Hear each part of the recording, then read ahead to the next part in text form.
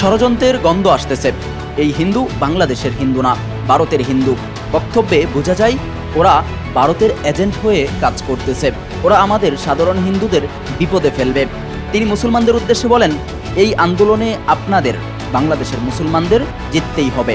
এই আন্দোলনে আপনারা মুসলমান যারা আছেন যদি সফল হইতে না পারেন, আপনারা কিন্তু হেরে যাবেন ভারতের কাছে। আর ভারতের কাছে হেরে যাওয়া মানে আপনাদের অস্তিত্ব বিনাশ হয়ে যাবে। আমি হিন্দু মানুষ, বললাম আমি আপনাদের সাথে থাকব, প্রথম সারিতে থাকব।